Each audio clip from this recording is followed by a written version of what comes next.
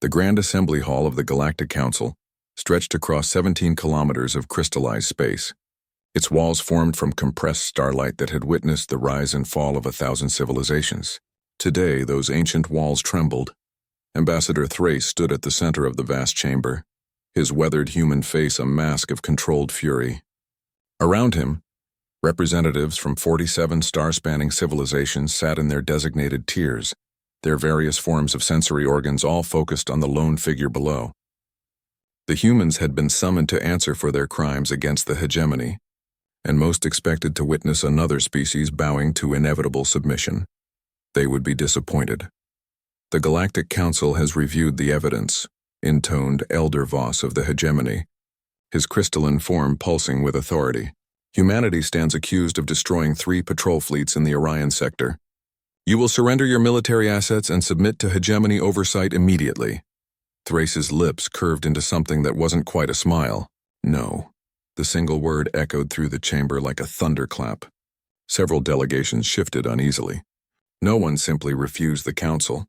No one survived such defiance. Perhaps you misunderstand your position, Elder Voss continued, his tone carrying the weight of absolute certainty. Earth and its colonies are surrounded. Your primitive vessels cannot hope to stand against the combined might of the Council's enforcement fleet. Primitive. Thrace rolled the word around as if tasting it. That's what you called us when you first found us 60 years ago. Primitive when you denied us trade rights. Primitive when you blocked our colony applications. Primitive when your patrol fleets opened fire on civilian transports for crossing invisible borders you never bothered to tell us about. The human ambassador reached into his coat and withdrew a small device, no larger than his palm. The security systems immediately activated, but Thrace made no aggressive movement. He simply held it up for all to see. "Do you know what this is?" he asked the assembly. "It's a quantum entanglement communicator, one of millions we've distributed across human space in the last decade. Every human ship, every colony, every orbital platform has one. They all connect to a central hub on Earth." Elder Voss's form flickered with what might have been amusement. "Communication devices will not save you from plasma bombardment." "No," Thrace agreed. "But they did allow us to coordinate something rather interesting. You see, while you were busy calling us primitive, we were learning. Your patrol fleets were kind enough to demonstrate your weapons, your shields, your tactics. Every encounter, every humiliation, every destroyed human vessel taught us something new." The ambassador pressed a button on the device. Holographic displays materialized throughout the chamber, showing star maps of Council territory.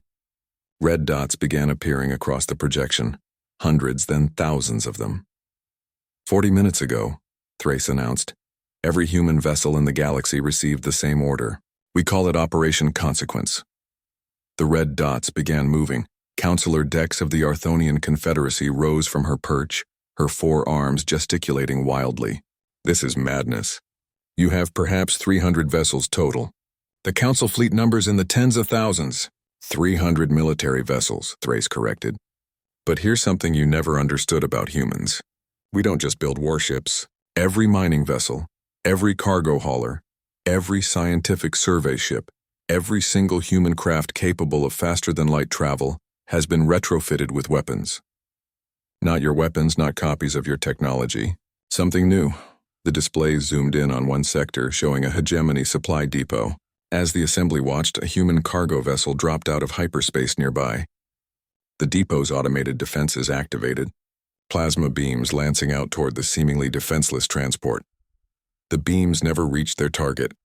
Space itself seemed to ripple around the human vessel, the plasma dissipating into harmless light. Then the cargo ship responded. A beam of absolute darkness shot from its hull, a weapon that seemed to drink in light itself. Where it touched the depot's shields, they didn't just fail. They ceased to exist on a quantum level. The beam continued through the station's hull as if it weren't there. And then the depot simply collapsed in on itself, compressed into a sphere no larger than a marble.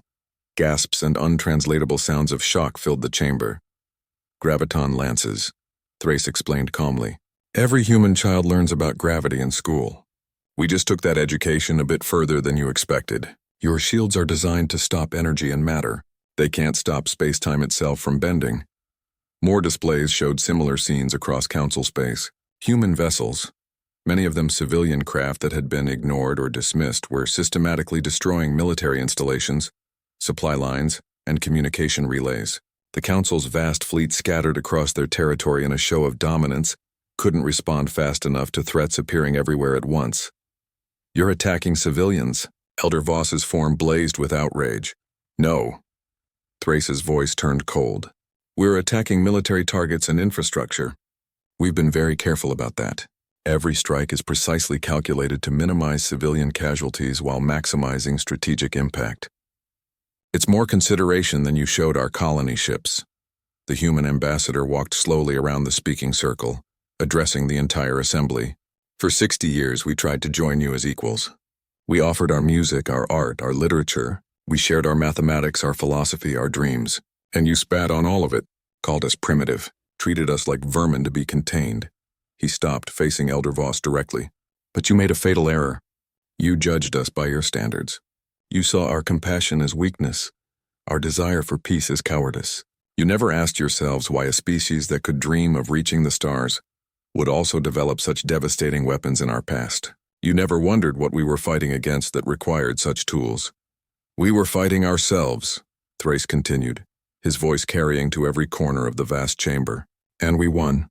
We conquered our own darkness, mastered our own demons. We chose to reach for the stars with open hands instead of closed fists. But that choice was ours to make, and you forced us to unmake it." The displays shifted, showing Earth itself. Around humanity's homeworld, space itself seemed to shimmer with an almost invisible lattice of energy. "The Dyson Web," Thrace announced. "Not a sphere, but something more elegant.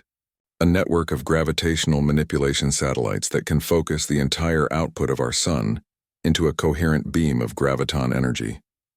It took us 40 years to build in secret, disguised as solar collection stations. Your inspectors never noticed because they were too busy looking for copies of your own weapons." Counselor Rex of the maritime world spoke for the first time, his aquatic form rippling with distress. "You're threatening to destroy entire star systems?" "No," Thrace replied. "We're demonstrating that we could.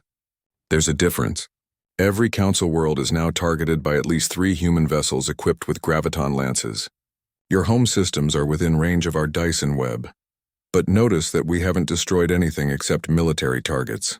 We could have eliminated your populations while you sat here debating our primitiveness. We didn't." The chamber fell silent. The implications were clear. Humanity had not just developed new weapons. They had positioned themselves to hold the entire galaxy hostage while the Council had been complacent in their assumed superiority. "What do you want?" Elder Voss asked, his crystalline form dimming with what might have been defeat. "Recognition," Thrace answered immediately. "Full membership in the Council with all associated rights.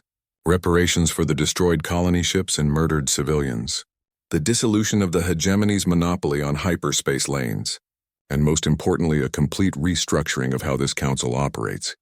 You can't simply demand reformation of a government that has stood for millennia," Counselor Dex protested. "We can and we do," Thrace responded firmly, "because your government has stood on the backs of species you deemed inferior. How many civilizations never reached the stars because you decided they were too primitive? How many were enslaved, destroyed, or contained because they didn't fit your narrow definition of worthy?" The human ambassador gestured to the displays showing the ongoing operation. "This demonstration will continue for exactly 1 more hour. Then we stop. We return to our space and we wait for your answer. You can accept our terms and gain humanity as an ally, with all our creativity, passion, and yes, our capacity for violence directed at protecting this galaxy. Or you can refuse and we'll withdraw from Council space entirely." "And if we refuse and then attack?" Elder Voss asked. Thrace's expression hardened. "Then you'll learn why humanity's greatest warriors throughout history weren't those who knew how to fight, but those who knew when to fight. We've shown restraint today. Push us and that restraint ends. The graviton lances are our gentle option." The implications hung in the air like a blade.